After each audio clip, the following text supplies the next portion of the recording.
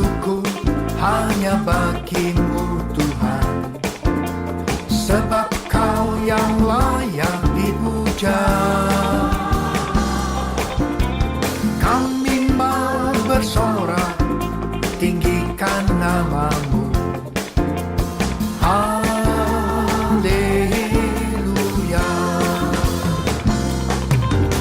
Segala puji syukur hanya bagimu Tuhan, sebab Kau yang layak dipuja.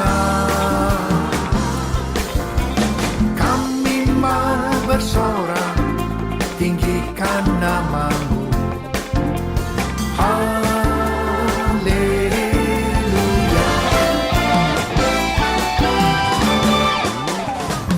Soraklah, haleluya. Soraklah, haleluya. Haleluya.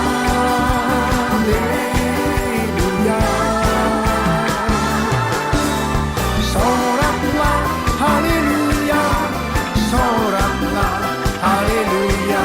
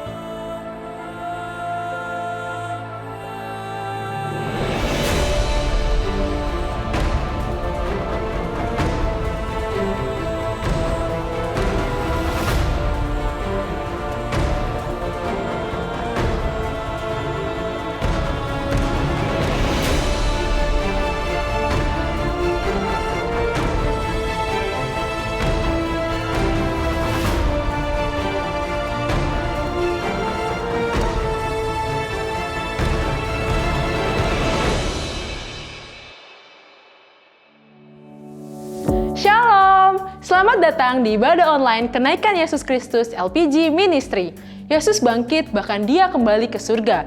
Dia menang terhadap maut, dan kemenangan itu milik kita bersama. Haleluya, haleluya. Mari, sebelum kita beribadah, kita berdoa terlebih dahulu. Allah Bapa yang berada di kerajaan surga, selamat pagi Bapa, terima kasih atas berkat kemurahan-Mu Bapa, kami dapat melaksanakan ibadah ini Bapa. Bapa, sekarang kami ingin mulai ibadah dari awal pertengahan hingga akhir, kiranya Engkau berkati ibadah ini supaya berjalan dengan lancar Bapa. Terima kasih Tuhan Yesus, hanya kepadamu kami telah berdoa dan mengucap syukur. Mari yang percaya dengan Tuhan, kita sama-sama katakan, amin. Selamat beribadah.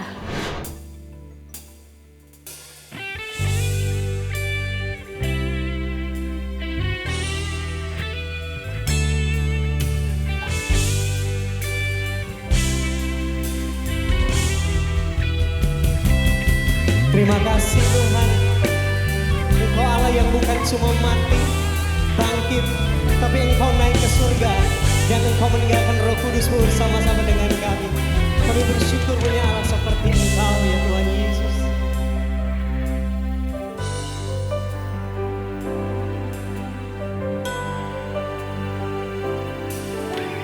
Bersandar jalan karya-Mu,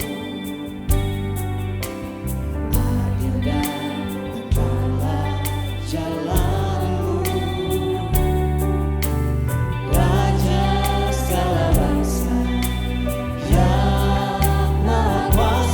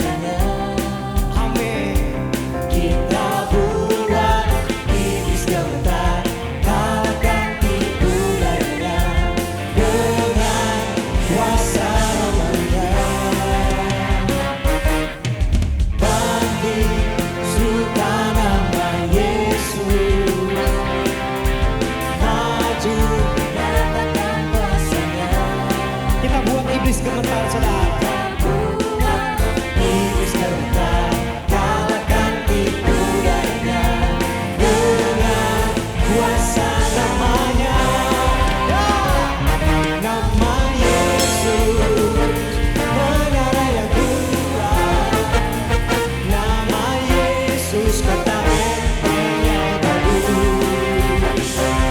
Nama Yesus kalahkan semua musuh. Nama Yesus di atas segalanya.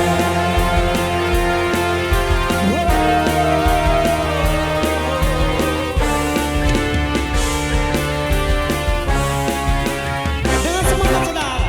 Bangkit suka nama Yesus. Ya sama-sama maju saudara. Nyatakan kuasanya. Kita buat iblis gentar, kalahkan tipu daya dengan kuasa namanya. Nama Yesus menara yang kuat. Nama Yesus kata benteng yang teguh.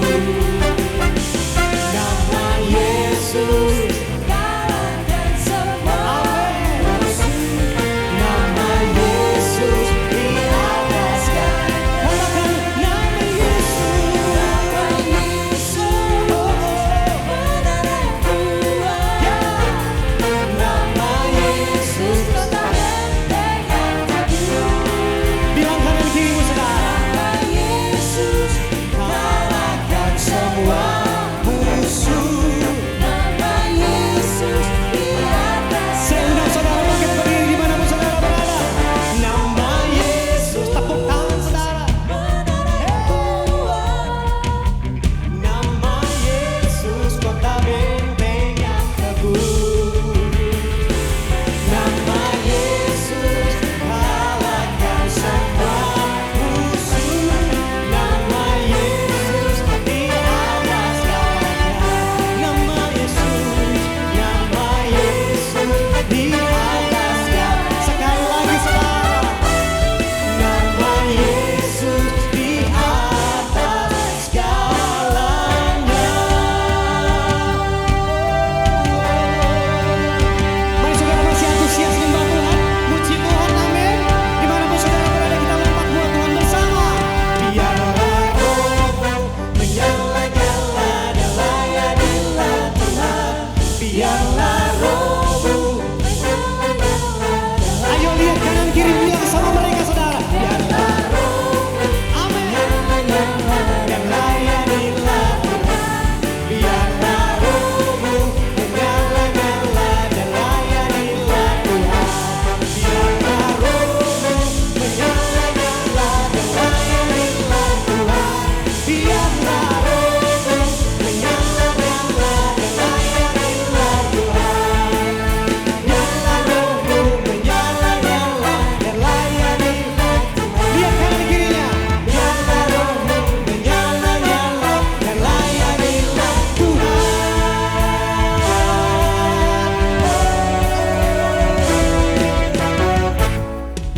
Haleluya.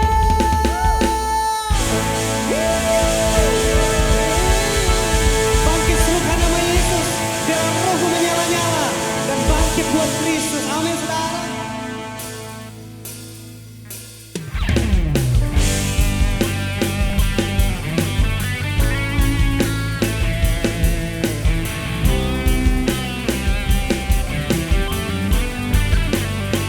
Kami tinggikan Engkau Raja segala raja. Di tempat yang maha tinggi, mulialah namamu Yesus.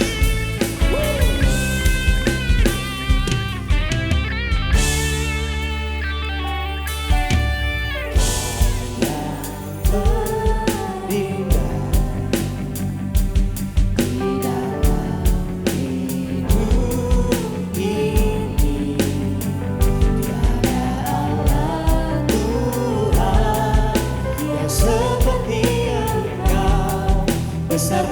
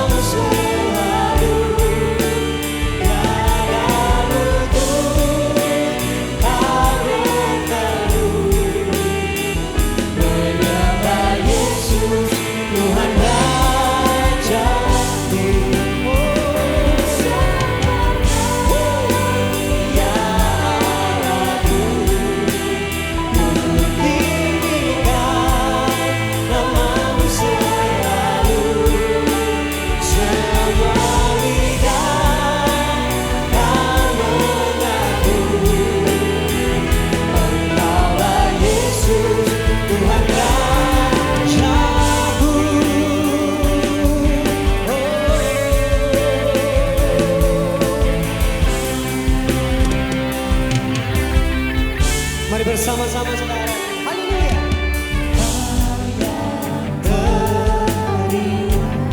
Di dalam hidup setiap kami Tuhan. Amin.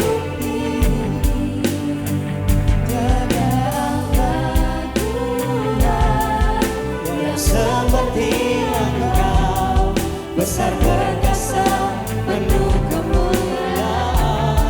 Kau yang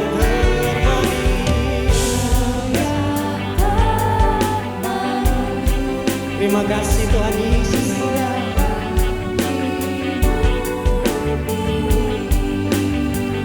Ku cinta Kau lebih dari segalanya.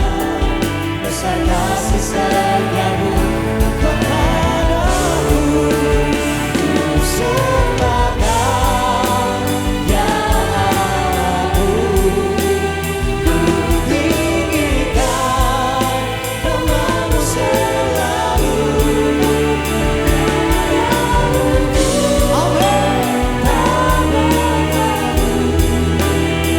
Menyembah Yesus, Tuhan Raja.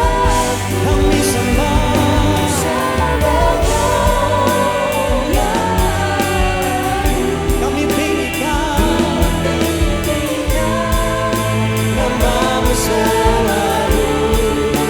Semua lidah kan mengaku Engkaulah Yesus, Tuhan Raja. Mari bersama saudara. Ku sembah Kau, ya Allahku. Namamu selalu. Sejauhku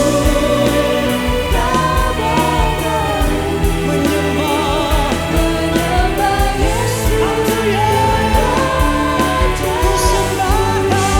Ku sembah Kau, ya Allahku. Ku tinggikan namamu selalu.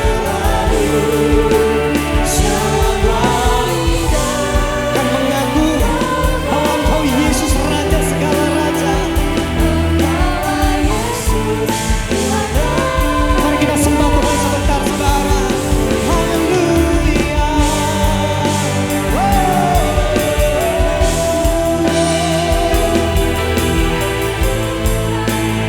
Kami siapkan hati kami Tuhan untuk ditaburi firman-Mu hari ini Bapa.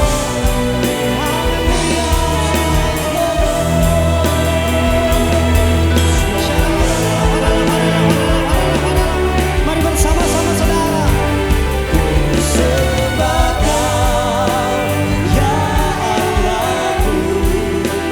Ku tinggikan namamu selalu. Amin. Tak berteduh menyembah Yesus, Tuhan Raja. Kami sembah Kau, ya aku. Tinggikan namamu selalu. Semua lidah kan mengaku Engkaulah Yesus, Tuhan Raja. Engkaulah Yesus, Engkaulah Yesus, Tuhan Rajaku. Menyembah Yesus, Tuhan Rajaku.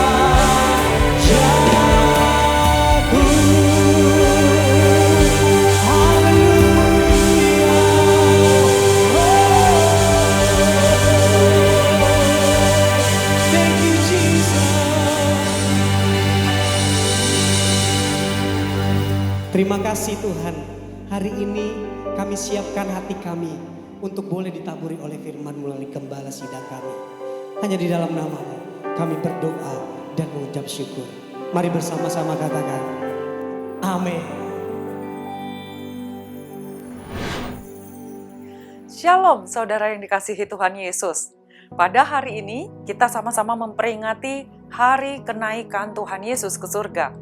Di Alkitab tercatat bahwa setelah peristiwa Yesus mati di kayu salib, menyerahkan nyawanya untuk menebus dosa seluruh umat manusia, pada hari yang ketiga dia bangkit dari antara orang mati, dan disebutkan juga bahwa ketika Yesus bangkit, ada banyak orang-orang percaya yang sudah mati juga ikut bangkit bersama-sama dengan dia. Dan hal ini disaksikan oleh sekitar 500 orang murid-muridnya. Selama 40 hari kebangkitannya, ia berulang-ulang menampakkan diri kepada murid-muridnya dan mengajarkan kepada mereka tentang kerajaan Allah. Kemudian dalam kitab Lukas dikatakan Yesus membawa murid-muridnya keluar kota sampai dekat Betania, dan ketika ia sedang mengangkat tangannya dan memberkati mereka, ia berpisah dari mereka dan terangkat ke surga. Ketika mereka sedang menatap ke langit, di kitab Kisah Para Rasul pasal 1 ayat 11 dikatakan, tiba-tiba berdirilah 2 orang malaikat di dekat mereka dan berkata, "Hai orang-orang Galilea, mengapakah kamu berdiri melihat ke langit? Yesus ini yang terangkat ke sorga meninggalkan kamu, akan datang kembali dengan cara yang sama seperti kamu melihat dia naik ke surga." Saudara, apa makna kenaikan Tuhan Yesus ke surga bagi kita? Peristiwa kenaikan Yesus ke surga sebenarnya memberikan pengharapan baru bagi kita, orang percaya. Yesus sudah mengalami kematian dan kebangkitan sebelum dia terangkat. Demikian juga dengan kita, sudah mengalami kematian dari segala dosa kita bersama dengan Tuhan Yesus, dan kebangkitan dari maut dan kutuk bersama dengan Tuhan Yesus, yaitu ketika kita mengalami kelahiran baru. Dan kalau saat ini kita memperingati kenaikan atau pengangkatan Tuhan Yesus ke surga, seperti yang dikatakan oleh kedua malaikat itu, artinya Yesus ingin memberikan pengharapan baru kepada kita bahwa suatu hari nanti kita pun akan mengalami pengangkatan sama seperti yang Yesus alami. Selanjutnya malaikat itu berkata bahwa Yesus juga akan datang kembali dengan cara yang sama seperti ia naik ke surga. Artinya, Yesus juga memberikan pengharapan bahwa suatu hari nanti kita pun akan datang kembali ke bumi bersama dengan Yesus untuk memerintah bersama-sama dengan Dia. Inilah pengharapan kita orang-orang percaya. Dan inilah yang disebut dengan pengharapan akan kemuliaan Allah, the hope of glory. Saudara, kita tahu setiap saat dunia ini selalu memperhadapkan kita dengan berbagai masalah dan persoalan. Pada dasarnya ada 2 jenis sumber masalah di dunia ini. Yang pertama, masalah yang bersumber dari diri kita sendiri. Biasanya disebabkan karena respon kita yang salah terhadap keadaan atau situasi yang kita alami, sehingga menimbulkan masalah-masalah lain yang lebih pelik. Yang kedua, masalah yang bersumber dari musuh kita atau si jahat. Biasanya karena kita melakukan kebenaran firman Allah dan musuh ingin mengintimidasi kita lewat berbagai penderitaan. Dalam kitab Yohanes pasal 17 ayat ke-14, ketika Yesus sedang berdoa untuk murid-muridnya, Yesus berkata bahwa dunia akan membenci kita karena kita tidak berasal dari dunia, walaupun kita ada di dalam dunia. Yesus juga pernah berkata bahwa Ia mengutus kita seperti domba di tengah-tengah serigala. Saudara, dalam kitab Roma pasal 8 ayat 18 dikatakan, sebab aku yakin bahwa penderitaan zaman sekarang ini tidak dapat dibandingkan dengan kemuliaan yang akan dinyatakan kepada kita. Sebab dengan sangat rindu seluruh makhluk menantikan saat anak-anak Allah dinyatakan. Dalam terjemahan King James, kata yakin diartikan dengan rekon, yang artinya memperhitungkan. Jadi ayat 18 itu kira-kira artinya seperti ini. Aku akan melakukan perhitungan saat aku sedang menderita tekanan musuh karena melakukan kebenaran firman Tuhan. Aku akan melakukan perhitungan antara penderitaanku sekarang ini dengan kemuliaan yang akan dinyatakan kepadaku. Dan ini tidak dapat dibandingkan atau tidak sebanding, karena kemuliaan itu jauh lebih besar dibandingkan penderitaan itu. Maksud Paulus bukan meniadakan atau menyangkali keadaan atau pergumulan yang sedang kita hadapi. Tetapi maksud Rasul Paulus seperti ini.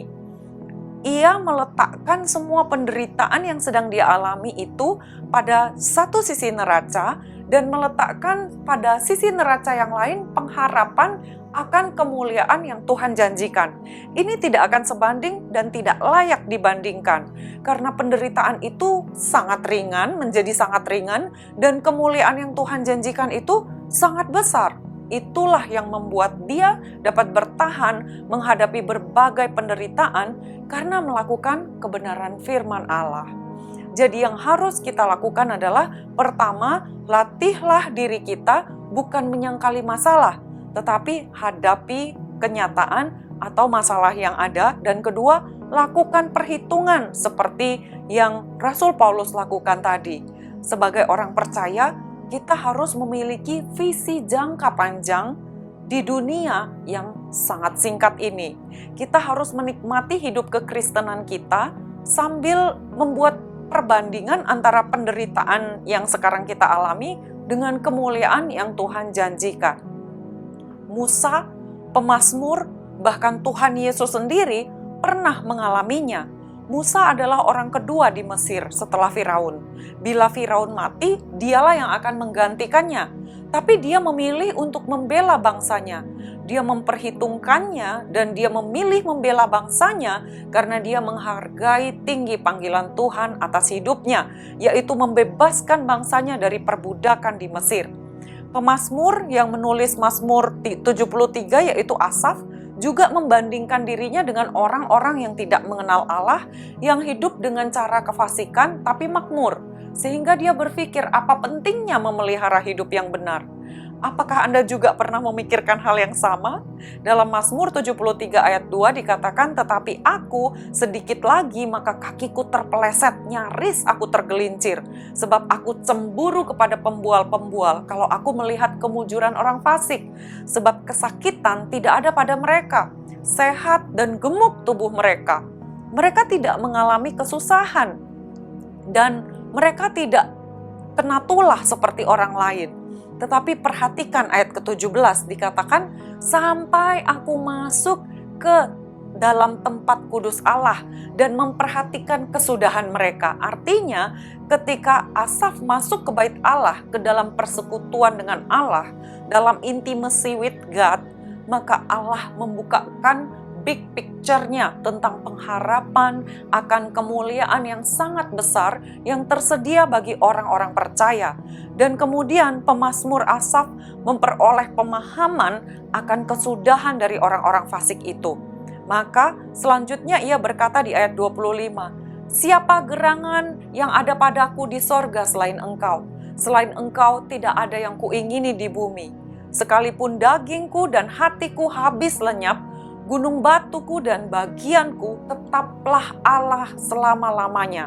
Dan ayat ke-28 dikatakan, tetapi aku suka dekat kepada Allah. Aku menaruh tempat perlindunganku kepada Tuhan Allah, supaya aku dapat menceritakan segala pekerjaannya. Saudara, apa sebenarnya yang membuat manusia terpuruk dan sulit bangkit dari masalahnya?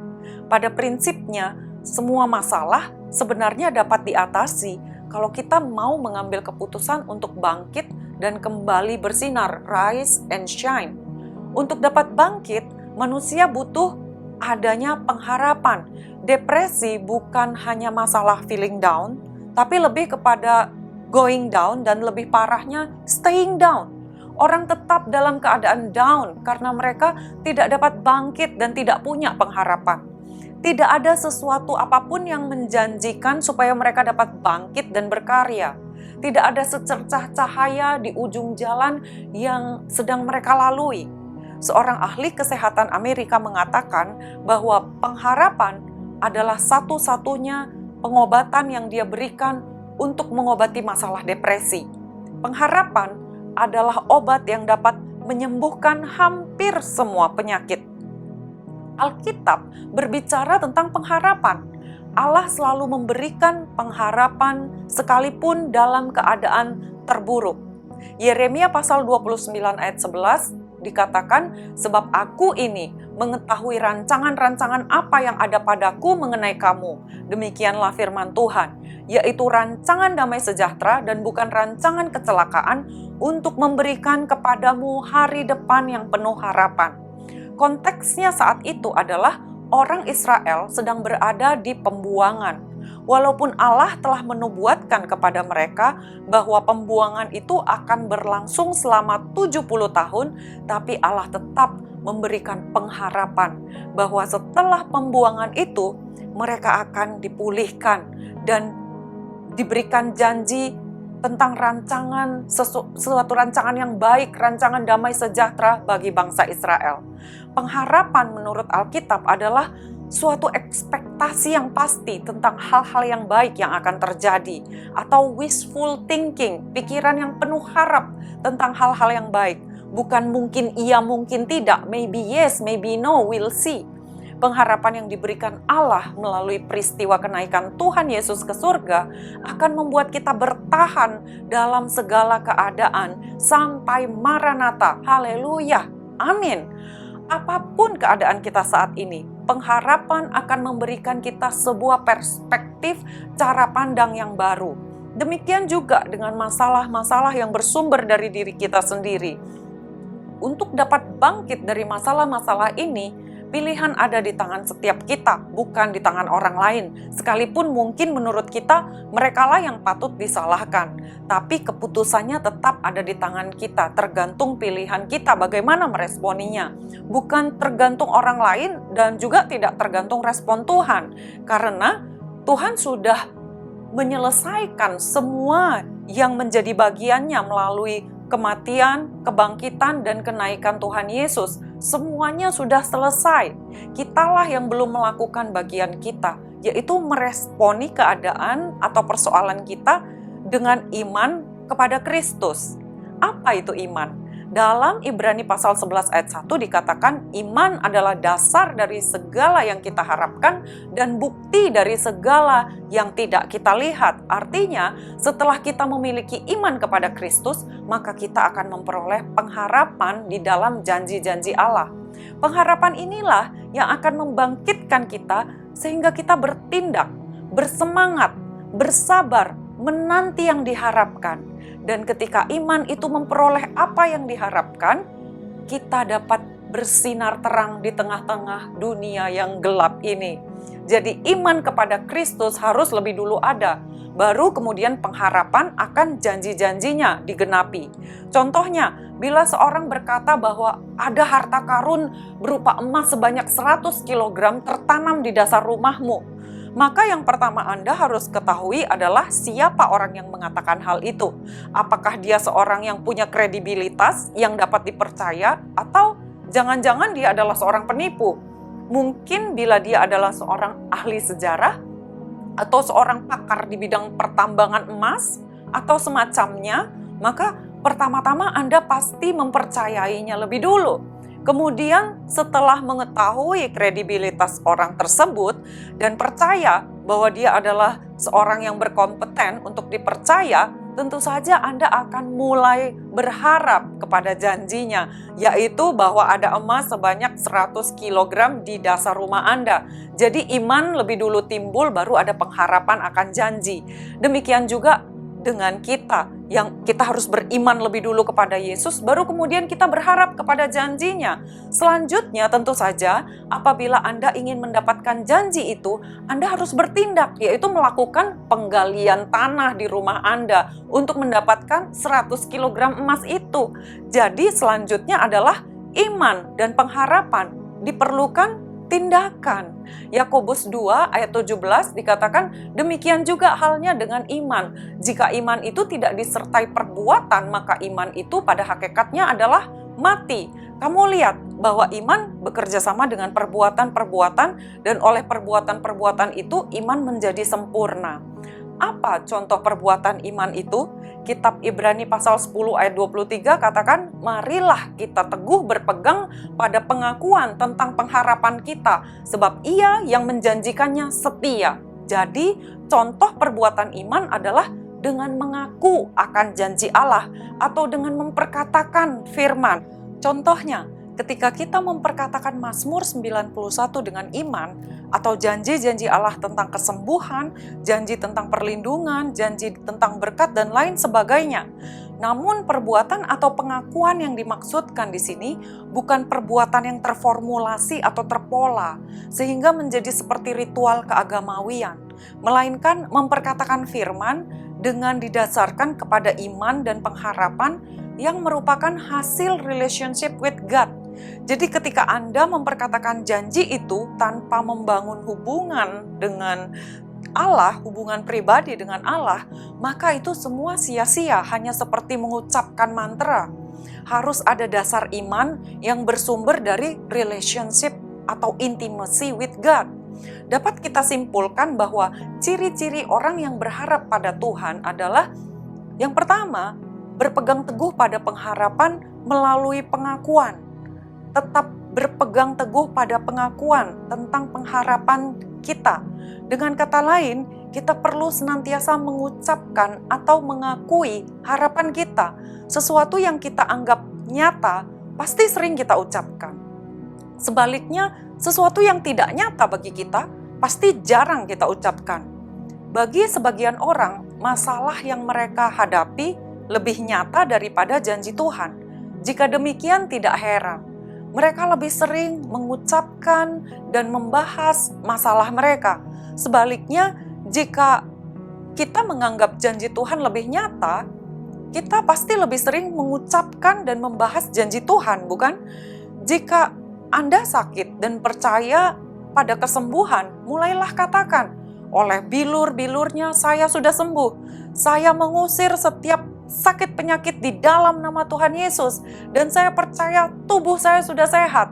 Begitu juga ketika sedang mengalami masalah keuangan, orang yang percaya pasti dia tahu dia sudah diberkati, dan sambil melakukan pekerjaannya dengan giat, dia memperkatakan firman. Berdasarkan firman Tuhan, saya adalah orang yang berhasil dan beruntung, saya diciptakan untuk diberkati dan menjadi berkat bagi banyak orang, bahkan bagi bangsa-bangsa. Saudara, tujuan kita mengucapkan janji-janji Tuhan bukan untuk mengingatkan Tuhan. Kita mengucapkannya untuk mengingatkan diri kita sendiri bahwa janji-janji Tuhan itu adalah ya dan amin.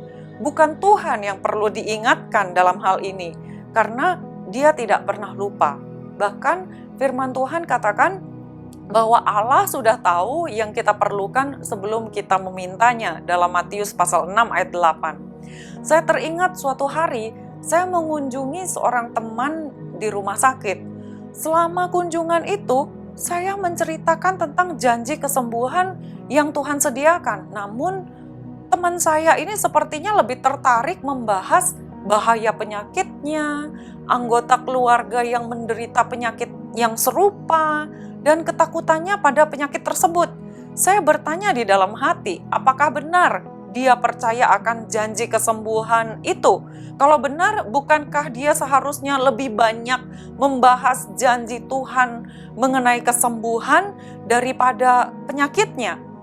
Saudara, jangan memikirkan apalagi mengucapkan kekhawatiran dan ketakutan Anda jika Anda tidak mengharapkannya terjadi.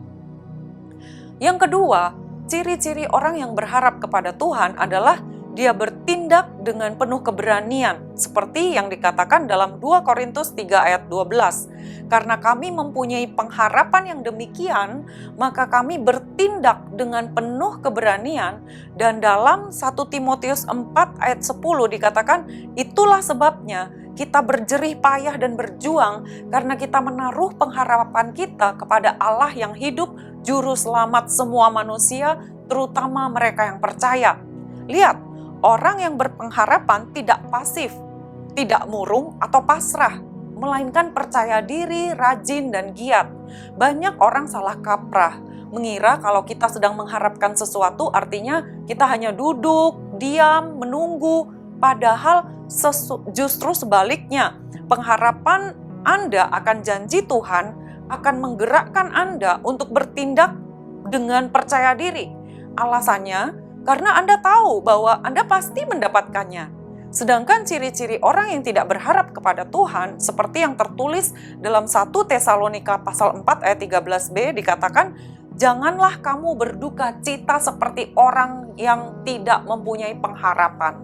Kata berduka cita di sini memiliki makna sedih yang mendalam, berbeban berat, menyimpan amarah dan murung di dalam bahasa aslinya. Atau dengan kata lain, tidak berdaya terhadap keadaan alias pasif dan pasrah. Di dalam pengharapan terkandung unsur menanti atau menunggu. Jadi ada rentang waktu dari berharap sampai menerima hasilnya. Seringkali banyak orang tidak tahu yang harus dilakukan saat sedang menanti sehingga akhirnya mereka menyerah dan mengatakan, sepertinya Tuhan belum mengizinkan. Mungkin ini belum waktunya Tuhan. Saudara, jika Anda berharap akan janji Tuhan, janji yang tercatat di dalam Alkitab, janji itu pasti digenapi. Tidak mungkin gagal. Ibrani 6 ayat 15 katakan, Abraham menanti dengan sabar dan dengan demikian ia memperoleh apa yang dijanjikan kepadanya. Firman Tuhan mengatakan agar kita jangan mau bergeser dari pengharapan akan Injil. Kalau Tuhan menjanjikan kesehatan, yang akan kita terima adalah kesehatan secara sempurna, bukan hanya sembuh dari sebagian penyakit. Jika Tuhan menjanjikan kelimpahan, artinya kita pasti berkecukupan, bahkan berkelimpahan. Banyak orang yang sedang menanti harapannya terwujud, melemah imannya, dan secara perlahan pengharapannya untuk hal-hal terbaik dari janji Tuhan mulai bergeser. Anggap saja seseorang memiliki 5 jenis penyakit. Penyakit mah, migrain, rematik, panu, dan bisul. Saat menanti janji Tuhan, dia kadang kerap berpikir, Tuhan, yang penting mah, migrain, dan rematik sembuh deh. Lainnya saya masih bisa tanggung. Saudara, jangan biarkan situasi atau kondisi atau tipu daya iblis membuat pengharapan kita bergeser sedikit pun. Harapkan yang terbaik. Karena Bapa kita hanya menyediakan yang terbaik. Sekalipun gejala yang sedang kita hadapi itu nyata kita rasakan, bukan berarti kita mengingkarinya. Saudara harus sadar bahwa gejala itu bersifat sementara dan dapat berubah-ubah anytime, setiap waktu. Tetapi iman percaya kita harus kita letakkan pada pengharapan akan kebenaran firman Tuhan. Dan kebenaran firman Tuhan berkata bahwa kita sudah sembuh oleh bilur-bilur Tuhan Yesus, dan itu adalah kebenaran yang kekal dan tidak akan berubah selama-lamanya. Sebelum mengakhiri renungan ini, saya ingin menyimpulkan.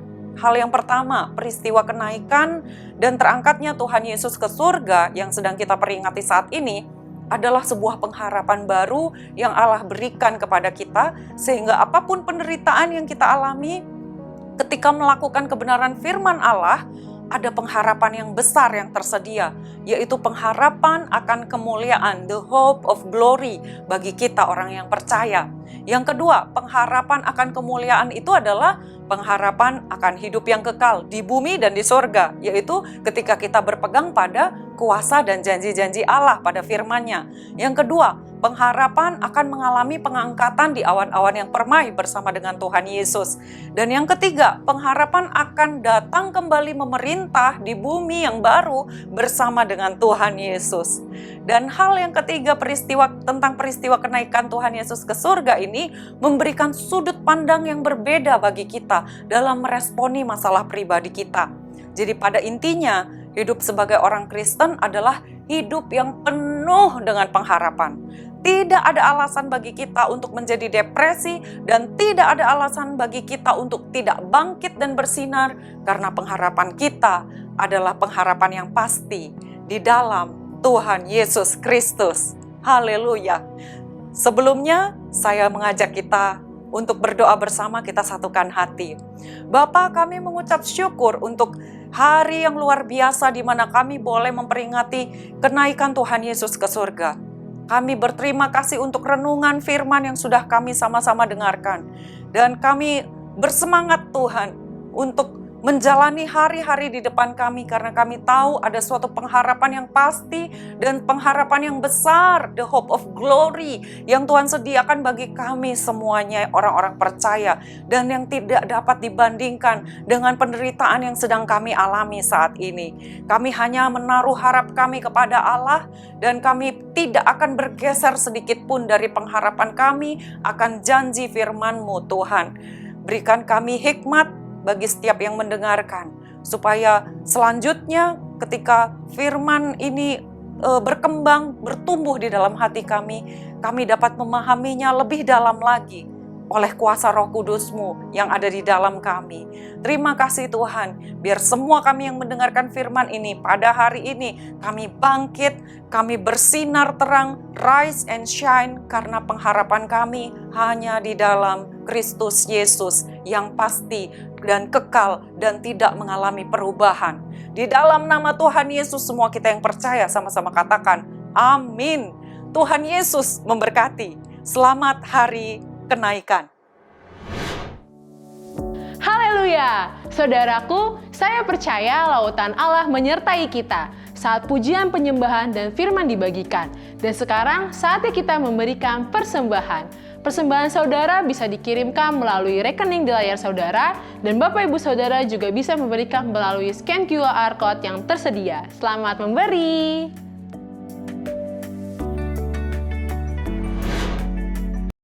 Saya akan menyampaikan beberapa info penting.